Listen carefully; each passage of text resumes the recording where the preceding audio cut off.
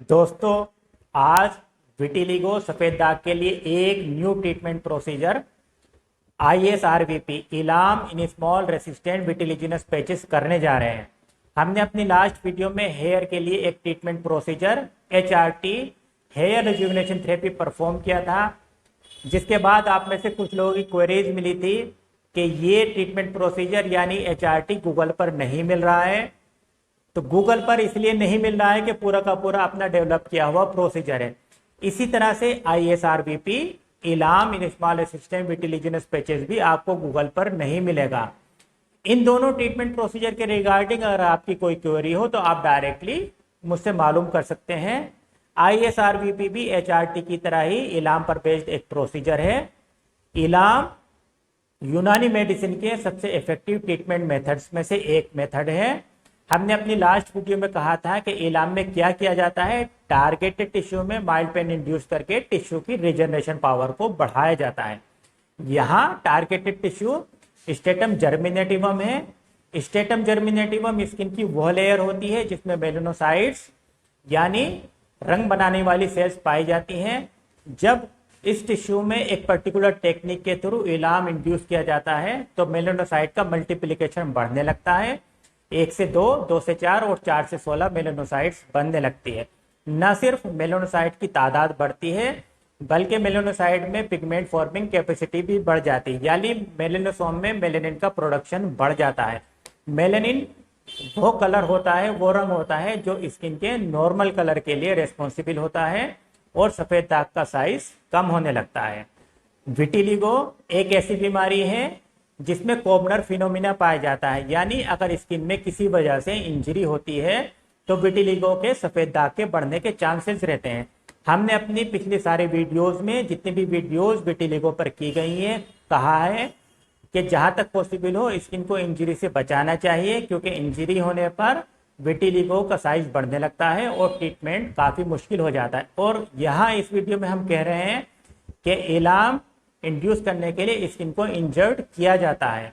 ऐसी दो अपोजिट बातें इसलिए हैं क्योंकि हम इलाम यानी ISRVP सभी पेशेंट्स में नहीं करते हैं, सिर्फ उन्हीं पेशेंट्स में करते हैं जिनमें कोबनर फिनोमिना नहीं पाया जाता है या रिवर्स कोबनर फिनोमिना पाया जाता है। यानी अब अगर स्किन में इंजरी होती है तो विटिलिगो का साइज बढ़ने के बजाय कम होने लगता है। इसलिए पेशेंट सिलेक्शन बहुत ज्यादा इंपॉर्टेंट है। तो हम पहले ट्रीटमेंट प्रोसीजर को देख लेते हैं, उसके बाद पेशेंट सिलेक्शन की बात करेंगे।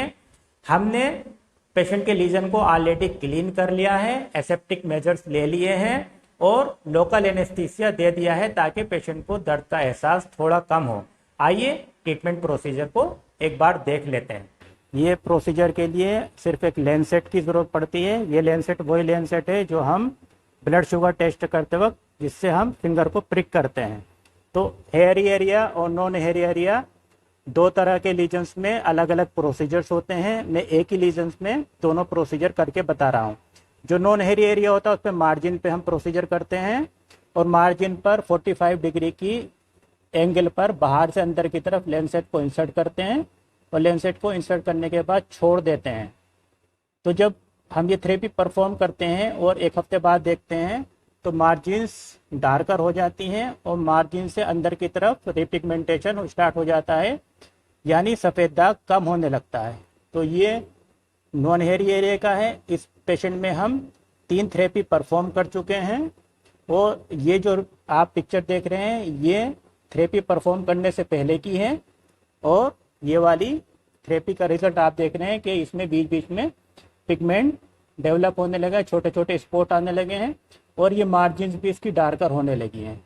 तो ये तो नॉन हेयरी एरिया का प्रोसीजर था। हेयरी एरिया में हम क्या करते हैं, डायरेक्टली 90 डिग्री की एंगल पर लेंसेट को इंसर्ट करते हैं। ठीक है, ऐसे मल्टीपल प्रिक करके छोड़ देते हैं। कुछ देर के लिए गोश पीस रख देते हैं ताकि ब्लीडिंग नहीं हो। 5-7 मिनट बाद ब्लीडिंग पूरी तरह से बंद हो जाती है और पेशेंट इजीली घर जा सकता है 5-7 मिनट के बाद। तो ये थेरेपी पूरी की पूरी, जैसे मैंने पहले भी कहा था, इलाम पर बेस्ड है। इलाम जब हम परफॉर्म करते हैं तो मेलानोसाइट का मल्टीप्लिकेशन बढ़ जाता है। मेलानोसाइट के मल्टीप्लिकेशन बढ़ने के साथ साथ मेलेनोसाइट की पिगमेंट फॉर्मिंग कैपेसिटी, यानी जो मेलेनोसोम्स होते हैं उसमें मेलेनिन का पिगमेंटेशन भी बढ़ जाता है। और जो लीजन्स रेसिस्ट हो चुके थे, यानी जिन लीजन्स में अब रेस्पॉन्स नहीं आ रहा था और जो लीजन्स छोटे होते हैं उनमें रेस्पॉन्स आना शुरू हो जाता है। तो इस थेरेपी के साथ साथ, इस प्रोसीजर के साथ साथ हम जो मेडिसिनल ट्रीटमेंट पहले पेशेंट को देते हैं उसको कंटिन्यू रखते हैं, उसको बंद नहीं करते हैं, या अगर यूवी थेरेपी भी पहले से चल रही है तो उसको भी कंटिन्यू रखते हैं। उसके साथ साथ ऐसे लीजन्स जिनमें रेस्पॉन्स नहीं आ रहा था, यूवी थेरेपी का रेस्पॉन्स नहीं आ रहा था या मेडिसिन का रेस्पॉन्स नहीं आ रहा था, उसमें इस थेरेपी को और ऐड कर देते हैं तो इजीली रेस्पॉन्स आना शुरू हो जाता है। जैसा हमने पहले कहा था कि ISRVP के लिए पेशेंट सिलेक्शन बहुत ज़्यादा इंपॉर्टेंट है। अगर पेशेंट सिलेक्शन ठीक से नहीं किया गया तो सफ़ेद दाग का साइज कम होने के बजाय बढ़ने लगता है। हम ISRVP सिर्फ उन्हीं पेशेंट्स में करते हैं जिनमें हम काफ़ी ज़्यादा ट्रीटमेंट दे चुके होते हैं और बॉडी के ऑलमोस्ट सारे लीजन खत्म हो चुके होते हैं। सिर्फ 1 या 2 छोटे लीजन्स ऐसे बचते हैं जिनका साइज अब ट्रीटमेंट करने के बाद में भी कम नहीं हो रहा है, और कम होने के साथ साथ साइज बढ़ भी नहीं रहा है या नए लीजन्स डेवलप भी नहीं हो रहे हैं।